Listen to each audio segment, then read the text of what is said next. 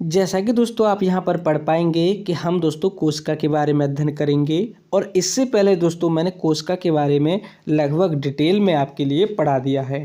इन point को हम यहाँ पर इसलिए पढ़ेंगे क्योंकि यहाँ से भी दोस्तों बहुत सारे प्रश्न पूछे गए हैं, और यहाँ पर दोस्तों अलग अलग शब्दों का यूज करता है। जैसे कि पारगम्य झिल्ली कौन सी होती है? वही झिल्ली होती है जो मैंने पिछली क्लास में आपके लिए पढ़ाई थी। यहाँ पर लिखा हुआ आप पढ़ सकते हैं। पादपों में दो प्रकार की झिल्ली होती हैं, कौन कौन सी? एक कोश जो बाहरी जो झिल्ली होती है दोस्तों कौन सी होती है? कोशिका भित्ति होती है, और अंदर वाली कोशिका झिल्ली होती है। जंतुओं में केवल यह कौन सी झिल्ली पाई जाती है? कोशिका झिल्ली ही पाई जाती है बाहर। ये बाहर सबसे बाहर कौन सी पाई जाती है? कोशिका झिल्ली। जबकि पादपों में जो सबसे बाहर होती है वह होती है कोशिका भित्ति। इस तरीके से इसको ध्यान रखेंगे। अगला पॉइंट आप समझेंगे कि कोशिका जीवधारियों की जैविक क्रियाओं की एक रचनात्मक एवं मौलिक इकाई है। दोस्तों आप समझ सकते हैं कि कोशिका जीवधारियों की जैविक क्रियाओं की एक रचनात्मक एवं मौलिक इकाई है या संरचना है, जो विशिष्ट पारगम्य कला से घिरी होती है। अब विशिष्ट पारगम्य कला किसको कहते हैं? वही कोशिका झिल्ली जो कोशिका के चारों ओर पाई जाती है, उसे ही दोस्तों पारगम्य कला कहा जाता है। तो दोस्तों इस तरीके के शब्दों को आप जो है समझ सकते हैं। इसीलिए मैं यहाँ पर इस क्लास को इस तरीके से पढ़ा रहा हूँ, क्योंकि हमने पिछली क्लास में इसको लगभग डिटेल में पढ़ लिया है। लेकिन यहाँ पर दोस्तों इस तरीके से आप समझ सकते हैं, यहाँ से भी प्रश्न पूछे जाते हैं। जैसा कि यहाँ पर कहा गया है कि यह पारगम्य जो कला होती है उस किसको कहा जाता है? उसी कोशिका झिल्ली को कहा जाता है, और जिसमें प्राय स्वजनन की क्षमता होती है। तो दोस्तों कोशिका में स्वजनन की क्षमता होती है या नहीं? तो आप कहेंगे कि यस, कोशिका में स्वजनन की क्षमता पाई जाती है। आगे आप समझेंगे कि जैसा कि आपको पता ही होगा कि कोशिका शब्द की जो उत्पत्ति है लैटिन भाषा के सेल्यूला शब्द से हुई है, जिसका अर्थ क्या होता है? एक कोष्ठ या एक कमरा, छोटा कमरा जो होता है। क्योंकि जैसे मधुमक्खी का जो छत्ता है उसी के तरह इसमें प्रकोष्ठ पाए जाते हैं। क्या पाए जाते हैं? प्रकोष्ठ पाए जाते हैं। तो दोस्तों आप यहाँ पर ध्यान रखेंगे कि रॉबर्ट हुक ने 1665 ईस्वी में कोशिका की जो है खोज करी थी। 1665 ईस्वी में कब करी थी दोस्तों? 1665 ईस्वी में रॉबर्ट हुक ने इसकी खोज करी थी। किसकी करी थी? कोशिका की खोज करी थी। तो आपको पता ही होगा कि रॉबर्ट हुक ने यहाँ पर कोशिका शब्द का प्रयोग नहीं किया था, जबकि उन्होंने किसका प्रयोग किया था? उन्होंने प्रयोग किया था प्रकोष्ठ का या फिर एकक शब्द का प्रयोग रॉबर्ट हुक ने किया था। आगे आप समझेंगे कि कोशिका के अध्ययन को साइटोलॉजी कहा जाता है, क्योंकि सेल में क्या होता है? कोशिका, तो इसीलिए सेल के अध्ययन को साइटोलॉजी कहा जाता है।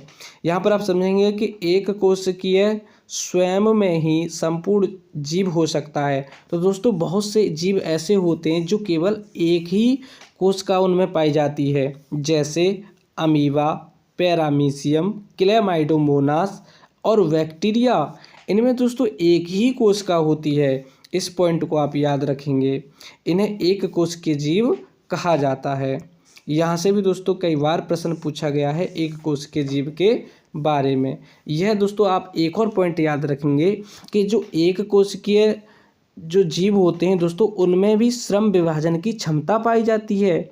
यह कहाँ से समझेंगे आप? यहीं पर समझेंगे। एक कोशिकीय जीव जैसे कि अमीबा अपने भोजन को अंतर्ग्रहण, पाचन, श्वसन व उत्सर्जन, वृद्धि व प्रजनन भी करता है। तो इस प्रकार की जो भी क्रिया करता है वह श्रम विभाजन की क्षमता कहलाती है। ऐसे ही जो कार्य हैं दोस्तों बहुकोशिकीय जीवों में, यह सभी कार्य विशिष्ट कोशिकाओं के द्वारा समूह द्वारा संपादित किए जाते हैं। तो आपको दोस्तों पता ही होगा, क्योंकि बहुकोशिकीय जीवों में तो बहुत सी चीज़ें पाई जाती हैं, बहुत से जो पदार्थ जो हैं पाए जाते हैं। यहाँ पर आप समझेंगे कि यह सभी कार्य विशिष्ट कोशिकाओं के द्वारा संपादित किए जाते हैं। आगे आप समझेंगे कि कोशिकाओं का समूह मिलकर ऊतकों का निर्माण करते हैं। विभिन्न ऊतकों का निर्माण करते हैं। यहाँ पर आप समझ सकते हैं कि बहुकोशिकीय जीवों में अनेक कोशिकाएं होती हैं, यानी कि बहुत सी कोशिकाएं होती हैं जो एक साथ मिलकर विभिन्न अंगों का निर्माण करती हैं, जैसे जंतु, पादप और कवक। इस पॉइंट को दोस्तों आप याद रखेंगे कि जंतु कैसा जीव है? बहुकोशिकीय जीव है। पादपों में दोस्तों कितनी कोशिकाएं पाई जाती हैं? बहुत सी कोशिकाएं होती हैं, इसलिए बहुकोशिकीय जीव है। और दोस्तों कवक भी दोस्तों बहुकोशिकीय जीव की श्रेणी में आता है। जबकि जीवाणु दोस्तों किस में आता है? मैंने अभी आपके लिए बताया था, कवक तो दोस्तों बहुकोशिकीय जीव है, लेकिन जीवाणु एक कोशिकीय जीव होता है। क्या होता है? एक कोशिकीय जीव होता है। यहाँ पर आप समझेंगे कि कोशिका की खोज किसने की, इसके बारे में आप समझ सकते हैं। जैसा कि आपको पता ही होगा कि यदि आपने पिछली क्लास को पढ़ा है तो कि 1665 ईस्वी में किसने करी थी? रॉबर्ट हुक के द्वारा की गई थी, जैसा कि आप यहाँ पर पढ़ सकते हैं। ब्रिटिश वैज्ञानिक रॉबर्ट हुक ने 1665 ईस्वी में कोशिका की खोज की। रॉबर्ट हुक ने बोतल की एक कॉर्क की पतली परत के अध्ययन के आधार पर मधुमक्खी के छत्ते जैसे कोष्ठ देखे थे। तो दोस्तों इन्होंने कहा क्या था? जैसे मधुमक्खी के छत्ते में दोस्तों कुछ इस तरीके की संरचनाएं होती हैं, तो वहाँ पर जो छत्ते में बनी होती हैं, इन्हीं संरचनाओं को दोस्तों उन्होंने कहा था कि ये प्रकोष्ठ हैं। क्या हैं? प्रकोष्ठ कहा था। तो आप इस तरीके से समझ सकते हैं कि इन्हीं कोष्ठ के आधार पर इन्हें क्या कहा था?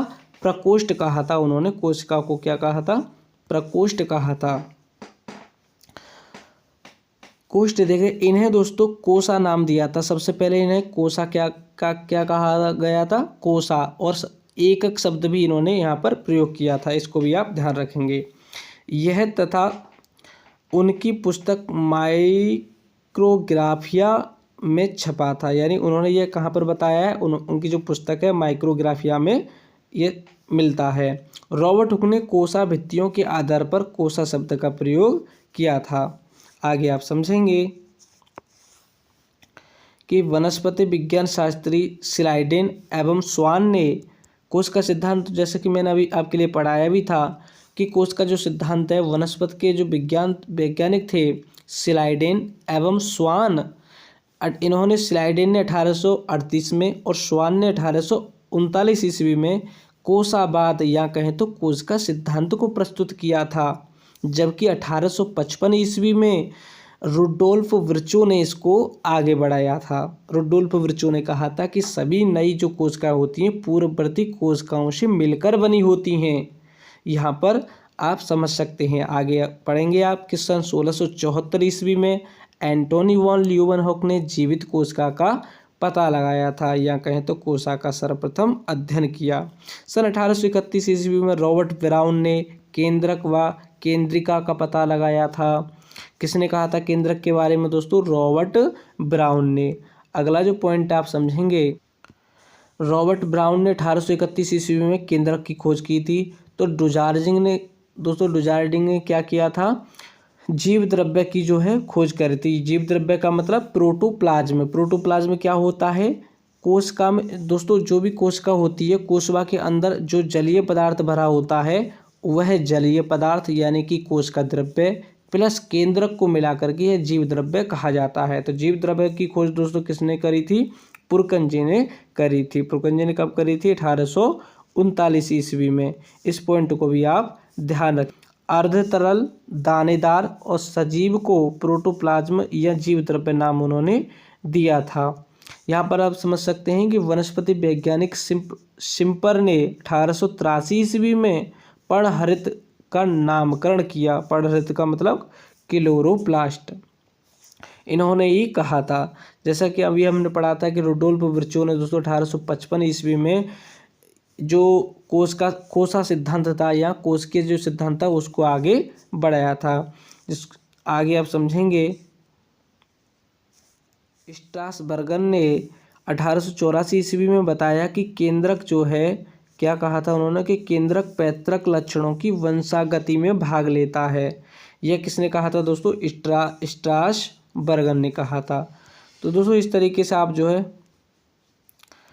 यहाँ पर दोस्तों आप जो है इस तरीके से इन पॉइंट को आप ध्यान रखेंगे। आपको पता ही है कि एक कोश के जीव में कौन कौन आते हैं, अमीबा, पैरामीशियम, क्लैमाइडोमोनास, बैक्टीरिया और आदि जो इस तरीके के जीव हैं एक कोश के जीव के अंतर्गत आते हैं।